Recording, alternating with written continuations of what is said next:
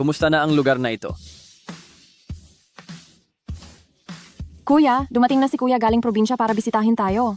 Bakit biglaan naman ang pagdating niya? Di ba Mid-Autumn Festival na? Dahil hindi tayo makakabalik, kaya siya na lang ang pumunta? Sige, ako na ang susundo sa kanya. Ako na lang, pagkatapos mo sunduin mo na lang ako. Sige, salamat sa pagod mo ha. Aalis na ako, Kuya. Sige, dahan-dahan. Sige, okay. Halika, halika, halika! Kailan matatapos itong hardin? Ginoong Jiang.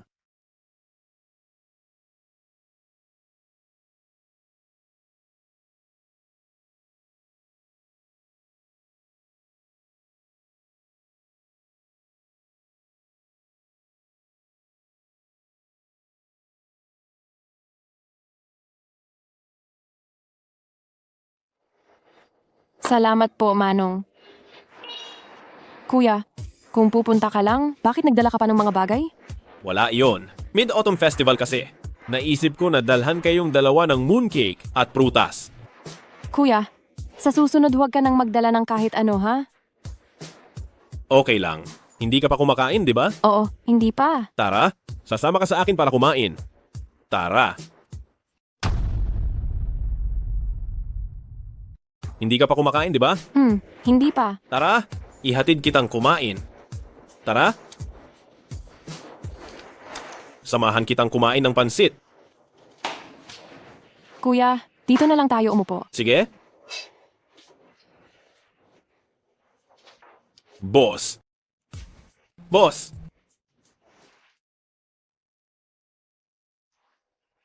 Boss?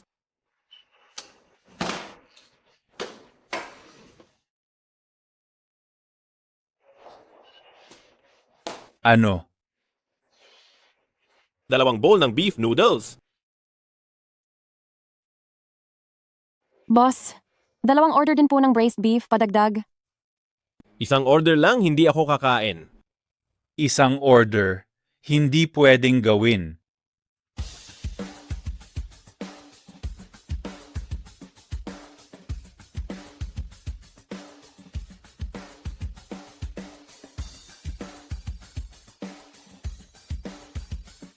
Isang serving? Hindi, ako kakain yan. Isang serving? Hindi ko kayang gumawa ng isa lang. Bakit hindi mo magawa ang isa lang? Tingnan mo. Anong oras na ngayon? Natutulog na ako. Pero kailangan ko pa ring bumangon para lutuan kayo. Hindi ba nagtitinda ka para magnegosyo?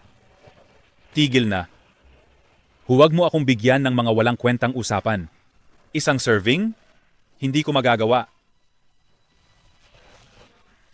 Kung gayon, gawin mo na lang 2. Huwag ka na lang gumawa ng isa. Kuya, hindi na ako kakain. Ayos lang, mag-order ka kung ano ang gusto mong kainin, libre ko. Bakit ka natatakot? Kuya, gusto ko talagang kumain. Pero tingnan mo ang ugali niya. Busog na ako sa galit. Sige na, huwag na nating pag-usapan siya. Sa pagpunta ko rito ngayon, nagdala ako ng mooncake mula sa aming bayan, mga lokal na produkto, prutas. Mamaya, gagawan ko kayo ng dumplings.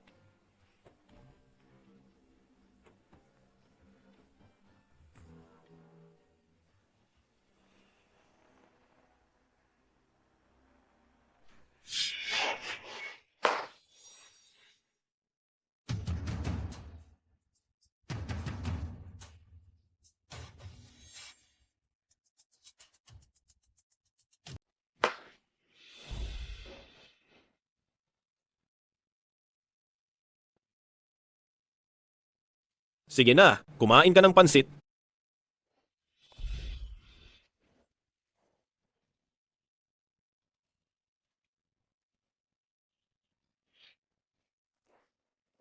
Kuya, nagseselos ka ba?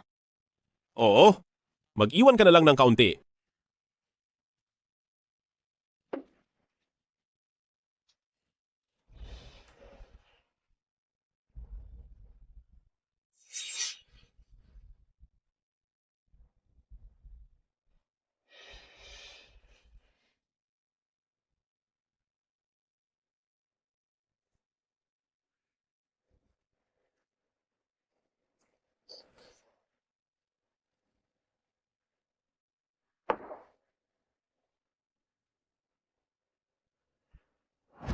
Kuya, bakit napakapangit ng lasa ng pansit na ito para sa akin? Kuya, bakit parang ang pangit ng lasa nitong noodles ko? Ayaw ni kuya ng nasasayang na pagkain.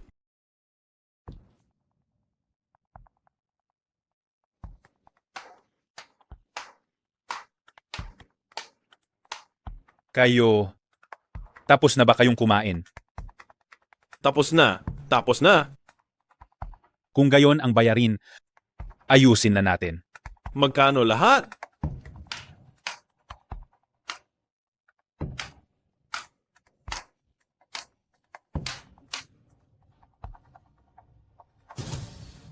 Dalawang bowl ng noodles, 60,000 po. 60,000? Baliw ka ba? Ginto ba yung noodles mo? 60,000? Mahal ba? Hindi naman siguro, di ba? O baka naman, ayaw ninyong magbayad?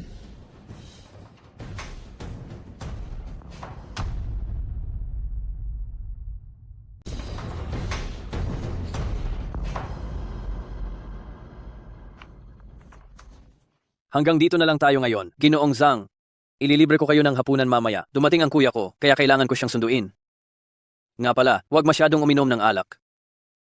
Wala nang overtime ngayon. Tapos na ang pulong. Ngayon, hindi na ito usapin ng 8,000. Ano na lang?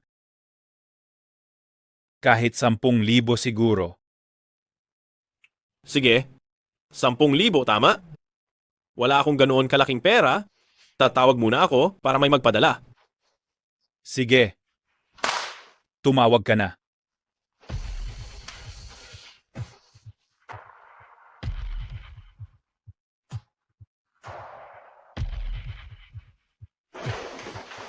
Huy. Ano? Paparating na ako.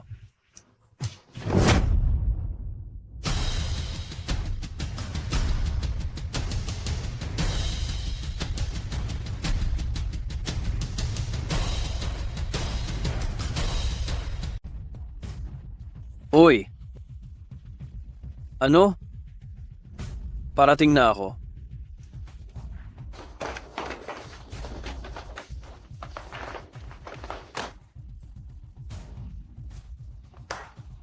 Hintay ka muna. Itong pansitan mo, sobra na ang pagbubukas mo. Hala, tinatakot mo ba ako?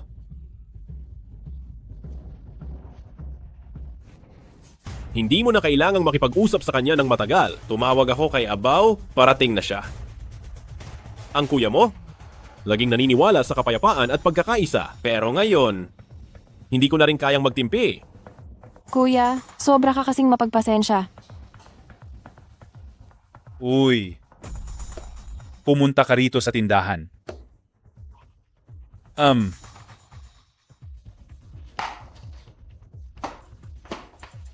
Sino yan? Ito na. Kumusta, Brad?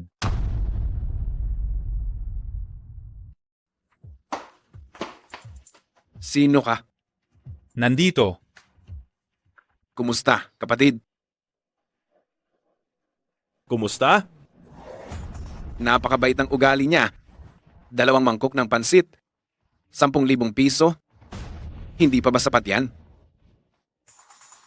10,000? Kulang pa? Uy, may magandang babae.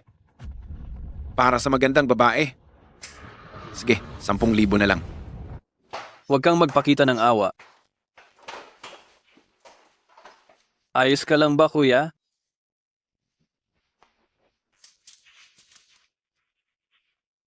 Ayos lang ako. Gusto ko sanang bisitahin ka, pero hindi ko inaasahan na kumain ako ng napakamahal na pansit.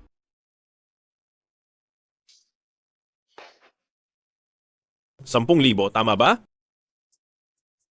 Kuya, huwag mo na kunin ang pera. Libre ko na lang yang pansit sa iyo.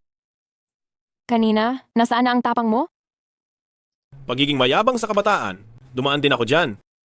Ngunit ang taong tulad mo, hindi ka pa talaga nakakaranas ng matinding bugbog. May dignidad din. Ang mga manggagawa.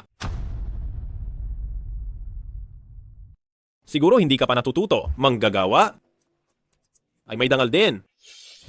Para maturuan ka ng leksyon. Abao, Opo.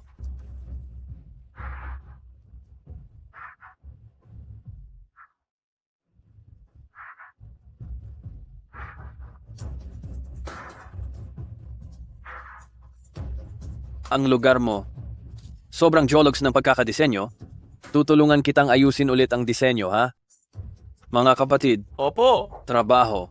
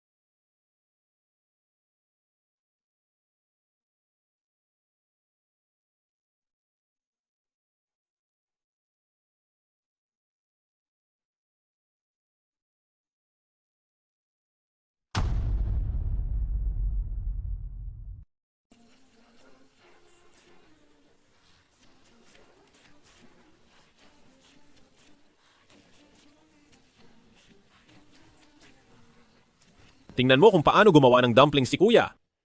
Maliit ang balat pero malaki ang palaman. Maganda at ang masarap pa. Kuya, nandito ka na rin lang. Magtagal ka pa ng 2 araw. Sige na. Kayo ang inaalala ko? Ang pagpunta ko rito, kung makita ko kayong maayos, mapapanatag na ako. Marami pa akong gagawin sa construction site. Pagkatapos kong kumain ng dumplings kasama kayo, uuwi na ako. Kuya, ikaw din. Ang inaalala naming 2.